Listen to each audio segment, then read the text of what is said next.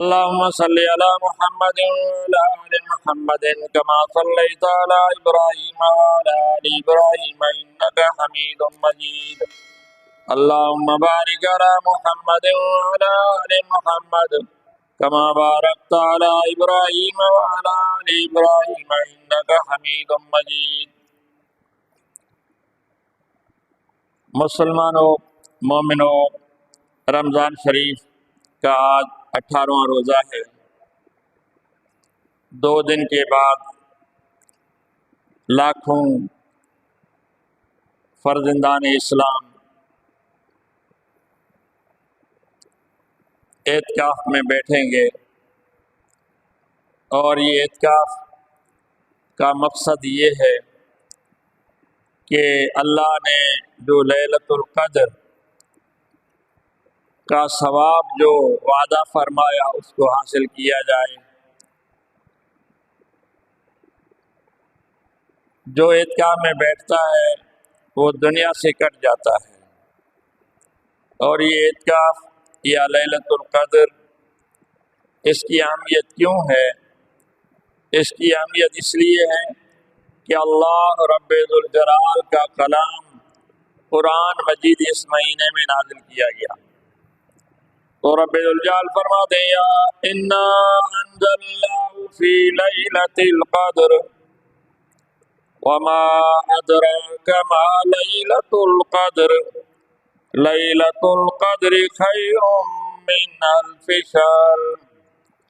ہم نے اس قرآن کو لیلۃ القدر میں نازل کیا۔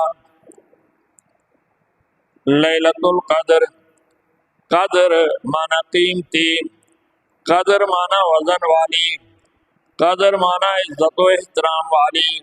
تو یہ لیلۃ القدر یعنی قیمتی رات میں نے قرآن مجید نازل کیا۔ اے نبی، آپ کو پتہ ہے کہ لیلۃ القدر کیا ہے،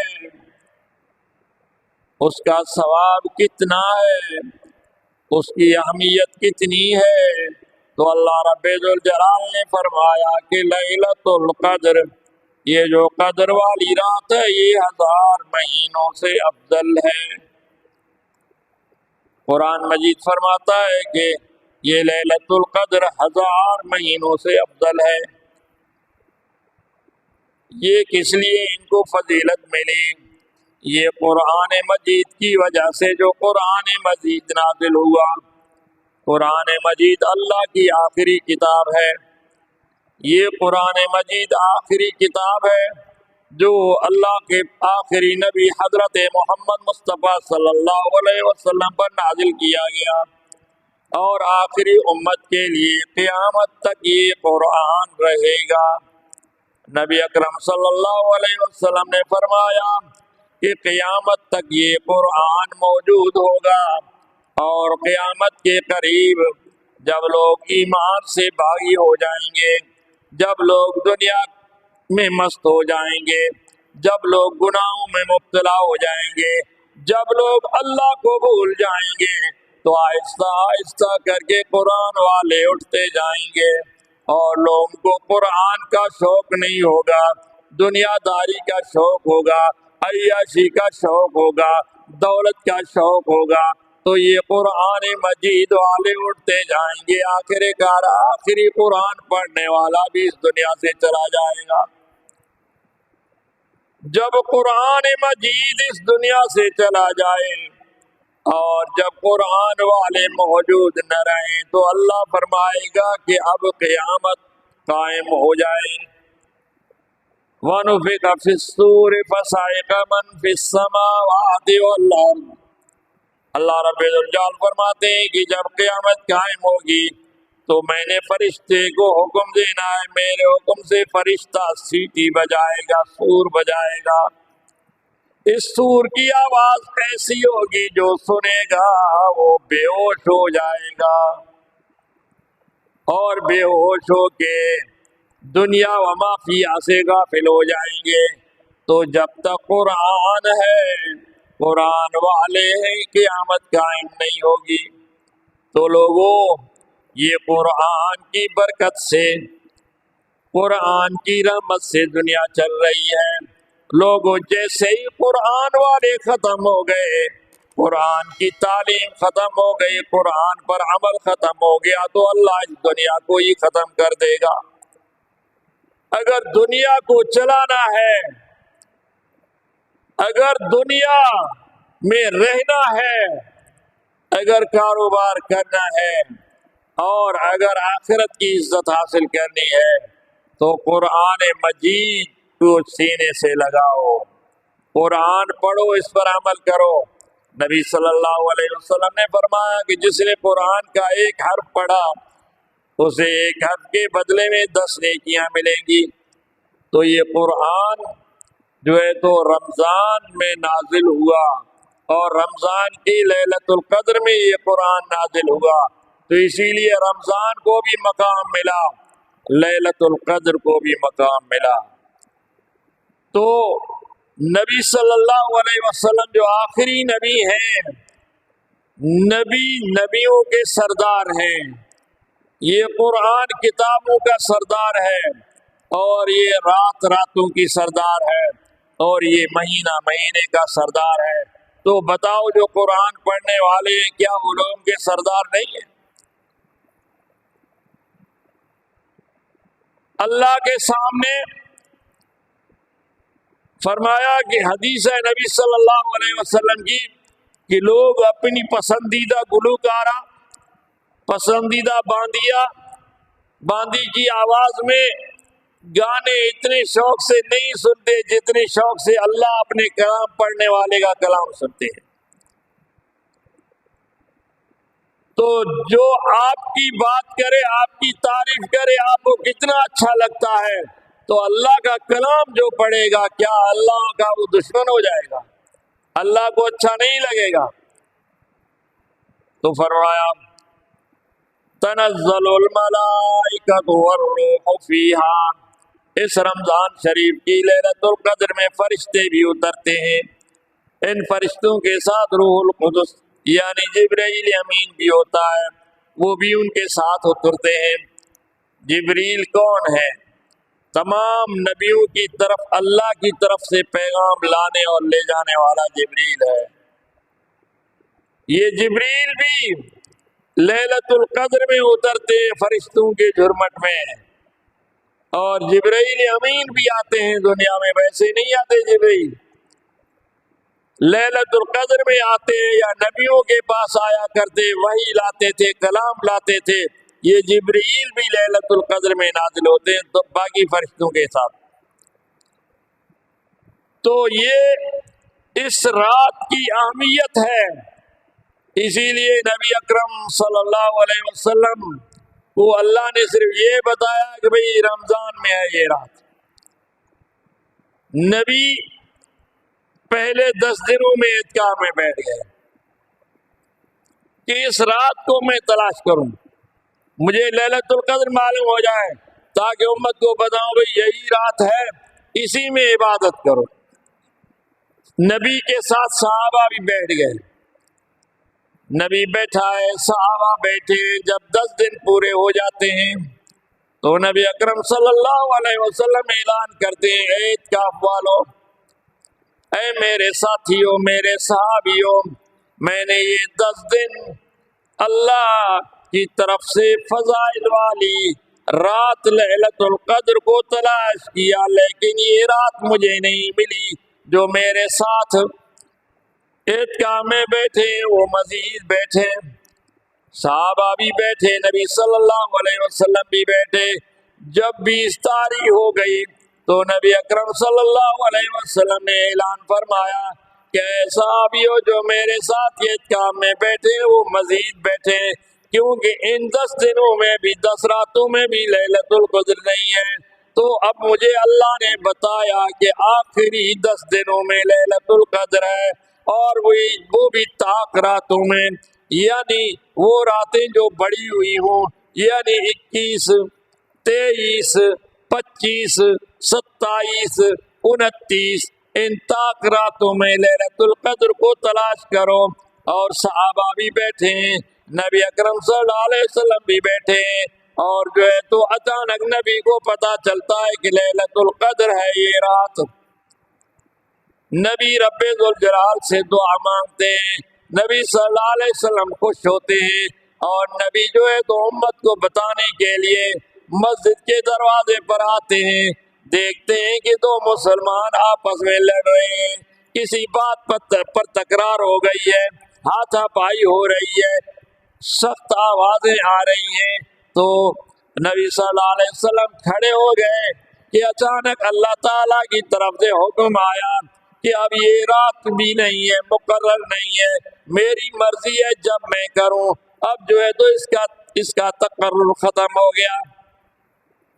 تو نبی نے پھر صحابہ کو بتایا کہ دیکھو میں اعتکاف میں بیٹھا کہ تمہیں یہ رات تلاش کر کے مقرر کر کے بتا دوں، اب یہ رات مجھے مل بھی گئی ہے، اور میں نے تمہیں بتانا چاہا، خوشخبری دینا چاہا، لیکن دیکھا کہ دو مسلمان لڑ رہے ہیں، تو اللہ رب ذوالجلال نے پھر اس کی تقرری کو اٹھا لیا ہے، اب جو ہے تو اس کو آخری عشرے کے 10 دنوں میں تلاش کرو اور طاق راتوں میں۔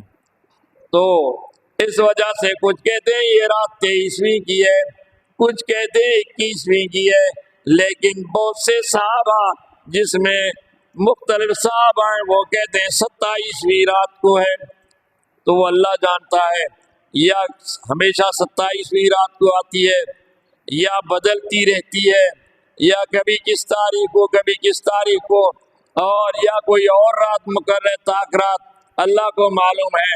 تو اسی لیے جو اعتکاف میں بیٹھتا ہے اس کو لازماً وہ رات ملتی ہے، چاہے اسے معلوم ہو یا نہ ہو، اسے معلوم ہو یا نہ ہو۔ ان کی نشانیاں کیا ہیں؟ ان کی نشانیاں یہ ہیں کہ نبی نے فرمایا وہ رات معتدل ہوگی، یعنی درمیان کی ہوگی، نہ سردی ہوگی زیادہ نہ گرمی ہوگی۔ نمبر 2، اسی رات میں آسمان پر جو تارے چمکتے ٹوٹ جاتے ہیں وہ نہیں ہوں گے، تارے نہیں چمکیں گے، ٹوٹیں گے نہیں۔ اور تیسری بات یہ کہ جب صبح ہوتی ہے تو سورج کے ساتھ فرشتے بھی نکلتے ہیں، فرشتوں کے نکلنے کی وجہ سے سورج کی کرنیں نہیں ہوتی، جیسے چاند کی طرح نظر سورج آتا ہے لیلۃ القدر کے گزشتہ رات صبح کو، جب رات گزر جاتی ہے صبح سورج نکلتا ہے تو فرشتے بھی ہوتے ہیں، اور جو ہے تو پھر اس کی کرنیں سورج کی ارد گرد جو چمک کی کرنیں وہ نہیں ہوتی۔ تو یہ نبی اکرم صلی اللہ علیہ وسلم نے لیلۃ القدر کی نشانیاں بتائی ہیں، تو اعتکاف والوں کو یہ لیلۃ القدر ملتی ہے۔ تو یعنی اگر اللہ اس کے اعتکاف کو قبول کرے اور اس رات کو قبول کرے تو عبادت کو قبول کرے تو اس کو ثواب کتنا ملتا ہے؟ 1000 مہینوں سے بھی زیادہ، یعنی 83 سال 4 مہینوں سے بھی زیادہ اس کو ثواب ملتا ہے۔ خیر من الف شہر، 1000 مہینوں سے بھی زیادہ بہتر ہے، اچھا ہے، تو یعنی اس سے زیادہ ثواب ملتا ہے۔ کیا کسی کی عمر 83 سال ہوتی ہے؟ اکا دکا کوئی پہنچتا ہے اس عمر میں، ورنہ اس سے جلدی یہ دنیا چھوڑ کر چلے جاتے ہیں۔ تو اسی لیے جو اعتکاف میں بیٹھتا ہے وہ اس رات کو پا لیتا ہے، اس کو جو ہے تو اس کا ثواب ملتا ہے۔ اعتکاف میں جو بیٹھیں وہ 20 تاریخ کی مغرب کی افطار سے پہلے 10-15 منٹ آ جائیں، اور جو ہے تو وہ آ کے بیٹھ جائیں، اعتکاف کی نیت کریں، اور اپنے ضرورت کا سامان لے آئیں، جیسے جو ہے مسواک ہے اور دوسری چیزیں، تیل وغیرہ اگر کوئی لگانا چاہتا ہے وہ لائیں، بستر وغیرہ اپنا منگوائے، اور چاند کے نظر آنے تو اعتکاف کا وقت ہے وہ بیٹھا رہے۔ اور پھر اس کا ثواب کیا ہے؟ نبی اکرم صلی اللہ علیہ وسلم نے فرمایا کہ اس کو 2 حج اور 2 عمرے کا ثواب ملتا ہے۔ ایک حج کرنے سے بندے کے سارے گناہ معاف ہو جاتے ہیں، اگر حج قبول ہو جائے، صحیح حج کرے، حج قبول ہو جائے تو اس کے گناہ معاف ہو جاتے ہیں۔ تو 2 حج کا ثواب اور 2 عمروں کا ثواب، عمرے پر کتنا خرچ ہوتا ہے، حج پر کتنا خرچ ہوتا ہے، یہ 10 دن اعتکاف میں بیٹھنے والے کو اللہ تعالیٰ یہ عنایت فرماتے ہیں۔ تو نبی صلی اللہ علیہ وسلم نے فرمایا کہ مسلمانوں اعتکاف میں تم بیٹھو تو اس کو صحیح طریقے سے انجام دو، جو چیزیں اعتکاف میں منع ہے ان سے بچو، اور جن چیزوں کی اعتکاف میں اجازت ہے وہ کرو۔ اور اعتکاف کے مسائل کتابچے آتے ہیں، اگر آپ نے نہیں پڑھے ہیں تو علماء سے مسائل معلوم کرو، اور اعتکاف میں بیٹھو۔ اعتکاف میں بیٹھنے کے بعد بندہ عبادت کرے، نماز پڑھے، آرام کرے، قرآن پڑھے، ذکر کرے، جیسا کرے، خاموشی سے بیٹھا رہے، لیٹے سوئے، وہ جو ہے تو اس کی عبادت میں شمار ہوتی ہے۔ کھانا پینا بھی عبادت میں شمار ہوتا ہے اس کا، اور لیٹرن وغیرہ ضرورت کے حساب سے چاہے پھر جلدی وضو کر کے آئے، اور وہاں زیادہ ٹائم نہ لگائے، جیسے ہی فارغ ہو جائے وضو کر کے آ جائے۔ اور جو ہے تو نہانے کے لیے نہیں جائے، نہانے کی اجازت نہیں ہے۔ ہاں خواب میں احتلام ہو جائے، ناپاکی ہو جائے، پھر اس کو نہانے کی اجازت ہے، باقی بغیر ناپاک ہونے کے نہانے کی اجازت نہیں ہے۔ اور جو ہے تو ہاں وضو آپ عبادت کر رہے وضو ٹوٹ جائے، جا کے وضو کر لو، لیٹرین کا خیال ہو جائے جاؤ، اور اس طرح جو ہے تو اس کے علاوہ کسی ضرورت سے باہر نہ نکلو۔ جو باہر نکلا اس کا اعتکاف ٹوٹ جائے گا۔ اور جو تیار ہوں کل چھوڑ کر ہفتے کا دن اتوار کے دن افطاری سے پہلے پہلے مسجد میں آ جائیں، یعنی سورج ڈوبنے سے پہلے ہی مسجد میں آ جائیں اور اعتکاف کریں، اللہ تعالیٰ بڑا ثواب عنایت فرمائے گا۔ اسی طرح عورتوں کے لیے بھی ہے، وہ بھی اعتکاف میں بیٹھ سکتی ہیں۔ وہ پورا کمرہ مختصر کریں تو بہتر ہے، اگر پورا کمرہ مختصر نہیں کر سکتی تو اس کا ایک کونا اپنے لیے مقرر کریں، وہ جگہ اتنی صحیح ہو کہ اس میں بیٹھے لیٹے قرآن پڑھے، ذکر اذکار کرے، کھائے پیے اس جگہ، اور باقی لیٹرن واش روم کی ضرورت ہو جائے، باقی گھر میں جو اعتکاف کر رہی ہے اس سے مشورے وغیرہ کر سکتے ہیں گھر والے، آج کیا پکایا جائے، کیا کرے، کیسے، وہ سب مشورے اس سے اجازت ہے، اس کو ضرورت کی چیزیں وہ بتا سکتی ہے، لیکن رہے اپنے اعتکاف کی جگہ، جو کمرہ اگر مقرر ہے تو کمرے میں رہے، اگر کونا مقرر ہے تو کونے میں رہے، اس سے علاوہ ادھر ادھر نہ بیٹھے۔ ہاں وضو کے لیے جائے، واش روم کے لیے جائے، ویسے باہر نہیں جائے۔ اللہ تعالی ہمیں عمل کرنے کی توفیق عطا فرمائے۔